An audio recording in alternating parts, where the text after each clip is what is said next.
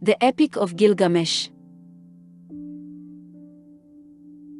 Tablet 1. He who has seen everything, I will make known to the lands. I will teach about him who experienced all things alike. Anu granted him the totality of knowledge of all. He saw the secret, discovered the hidden. He brought information of the time before the flood. He went on a distant journey, pushing himself to exhaustion, but then was brought to peace. He carved on a stone stela all of his toils, and built the wall of Uruk heaven, the wall of the sacred Yana temple, the holy sanctuary. Look at its wall, which gleams like copper. Inspect its inner wall, the likes of which no one can equal. Take hold of the threshold stone, it dates from ancient times. Go close to the Yana temple, the residence of Ishtar, such as no later king or man ever equaled. Go up on the wall of Uruk and walk around. Examine its foundation, inspect its brickwork thoroughly. Is not even the core of the brick structure made of kiln-fired brick? And did not the 7 sages themselves lay out its plans? 1 league city, 1 league palm gardens, 1 league lowlands, the open area of the Ishtar temple. 3 leagues and the open area of Uruk, it the wall encloses. Find the copper tablet box. Open that of its lock of bronze. Undo the fastening of its secret opening. Take and read out from the lapis lazuli tablet how Gilgamesh went through every hardship. Supreme over other kings, lordly in appearance. He is the hero born of Uruk, the goring wild bull. He walks out in front, the leader, and walks at the rear, trusted by his companions. Mighty net, protector of his people.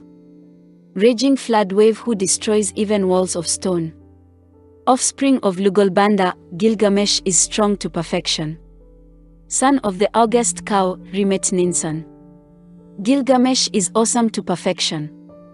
It was he who opened the mountain passes, who dug wells on the flank of the mountain. It was he who crossed the ocean, the vast seas, to the rising sun, who explored the world regions, seeking life. It was he who reached by his own sheer strength Utanapishtim, the faraway, who restored the sanctuaries or cities that the flood had destroyed, for teeming mankind. Who can compare with him in kingliness? Who can say like Gilgamesh, I am king? Whose name, from the day of his birth, was called Gilgamesh. 2/3 of him is God, 1/3 of him is human. The great goddess, Ururu, designed the model for his body. She prepared his form. Beautiful, handsomest of men. Perfect. He walks around in the enclosure of Uruk. Like a wild bull, he makes himself mighty, head raised over others. There is no rival who can raise his weapon against him. His fellows stand at the alert, attentive to his orders. And the men of Uruk become anxious in. Gilgamesh does not leave a son to his father. Day and night he arrogant, why? The following lines are interpreted as rhetorical, perhaps spoken by the oppressed citizens of Uruk. Is Gilgamesh the shepherd of Uruk heaven? Is he the shepherd? Bold, eminent, knowing, and wise. Gilgamesh does not leave a girl to her mother.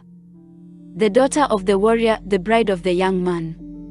The gods kept hearing their complaints, so the gods of the heavens implored the Lord of Uruk, Anu. You have indeed brought into being a mighty wild bull, head raised. There is no rival who can raise a weapon against him. His fellows stand at the alert, attentive to his orders. Gilgamesh does not leave a son to his father. Day and night he arrogantly. Is he the shepherd of Uruk heaven? Is he their shepherd? Bold, eminent, knowing, and wise. Gilgamesh does not leave a girl to her mother. The daughter of the warrior, the bride of the young man. Anu listened to their complaints. And the gods called out to Ururu. It was you, Ururu, who created mankind. Now create a zikru to /him. Let him be equal to his, Gilgamesh's, stormy heart.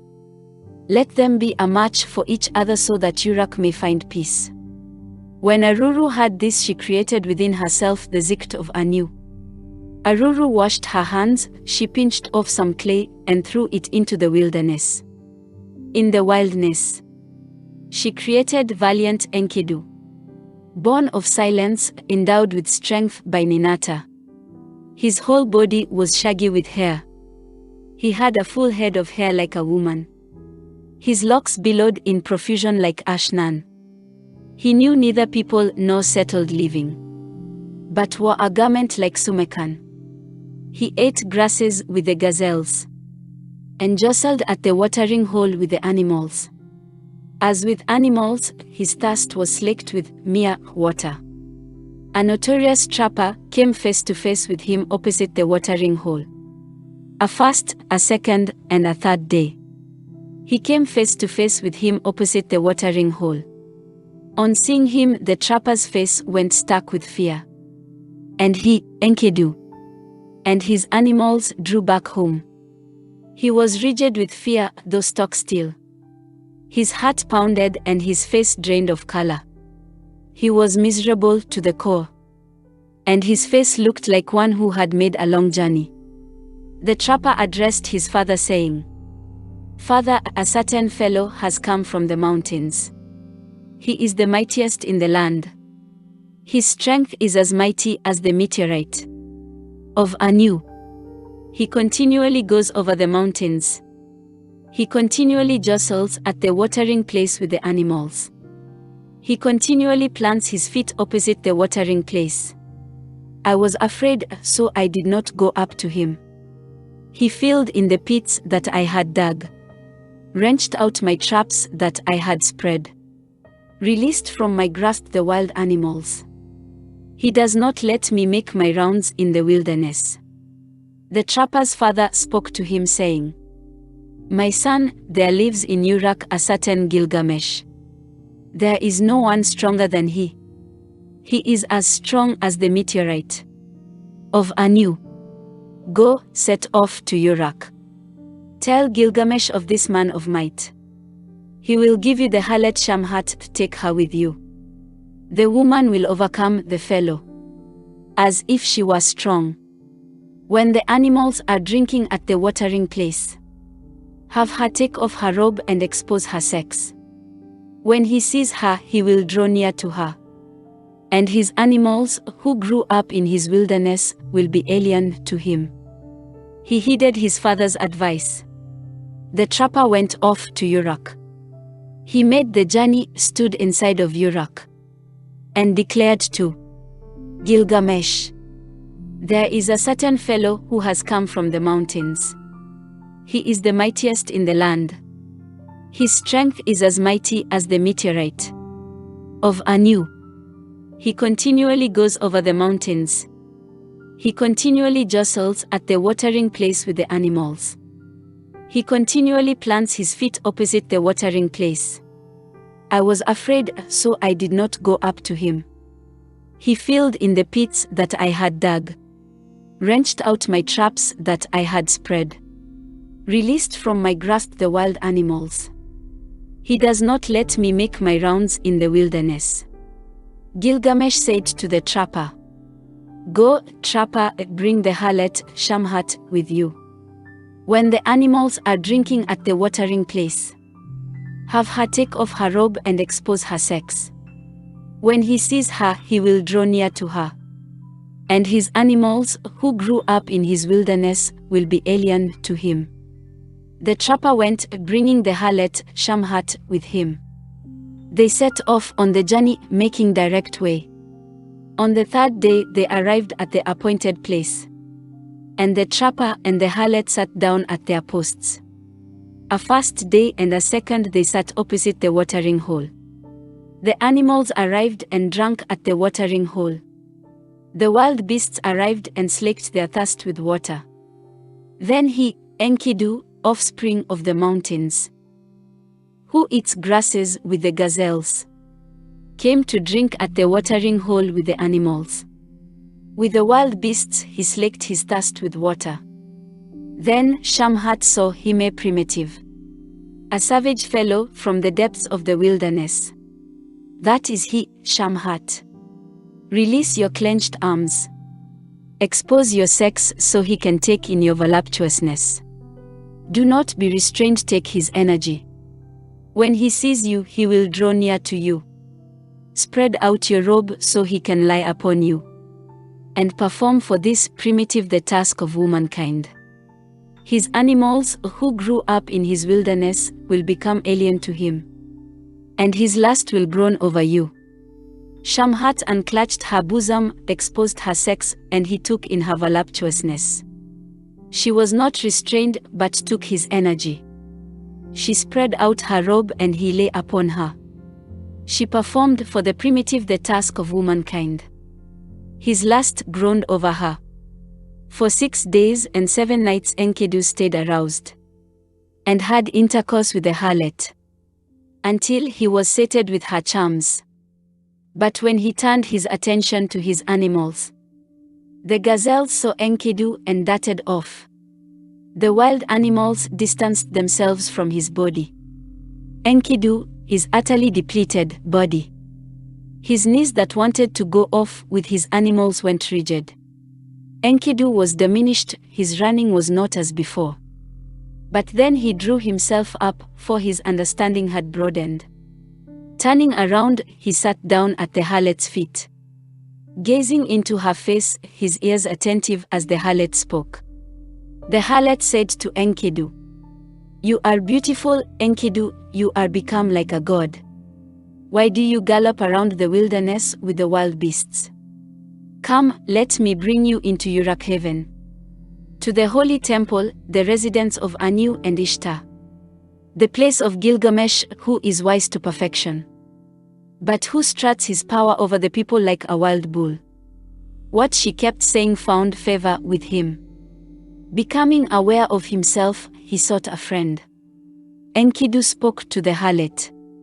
"Come, Shamhat, take me away with you to the sacred holy temple, the residence of Anu and Ishtar, the place of Gilgamesh, who is wise to perfection, but who struts his power over the people like a wild bull.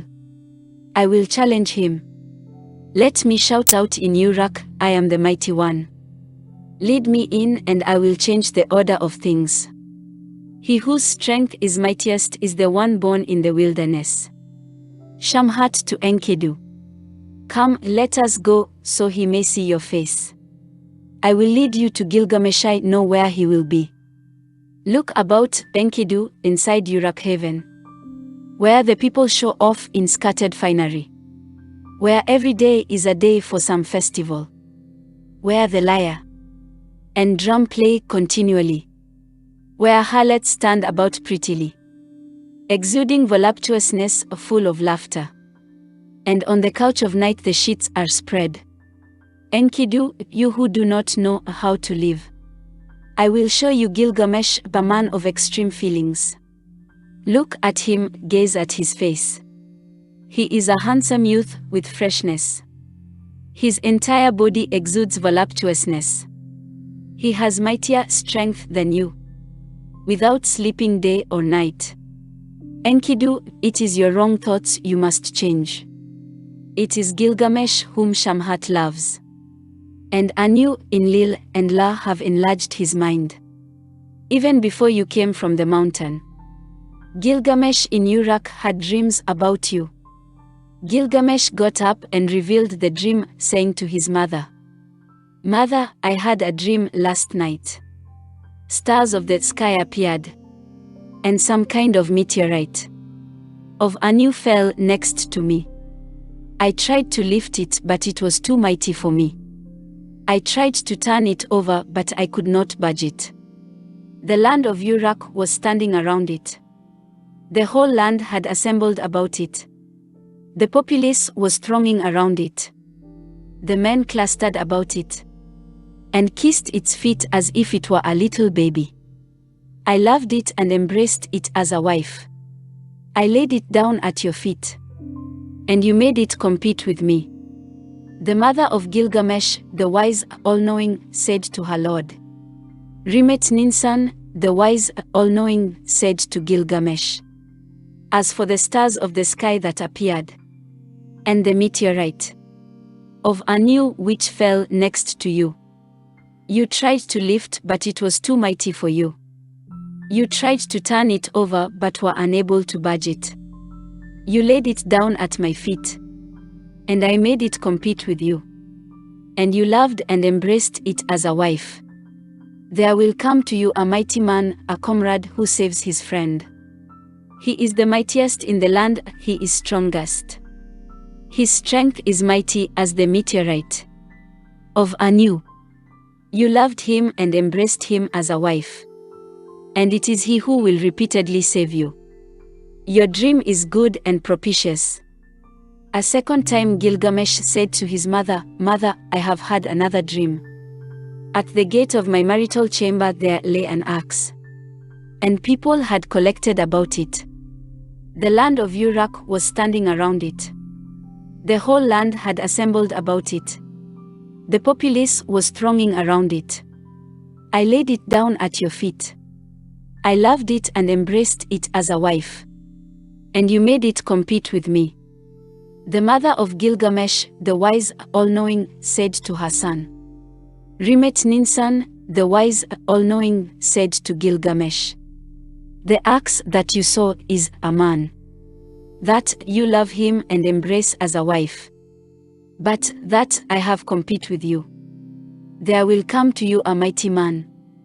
A comrade who saves his friend. He is the mightiest in the land, he is strongest. He is as mighty as the meteorite of Anu. Gilgamesh spoke to his mother saying, By the command of Enlil, the great counselor, so may it to pass. May I have a friend and advisor may I have. You have interpreted for me the dreams about him. After the harlot recounted the dreams of Gilgamesh to Enkidu, the two of them made love. Thank you for watching. Please like this video and subscribe to our channel. We hope to see you again for more of the Epic of Gilgamesh.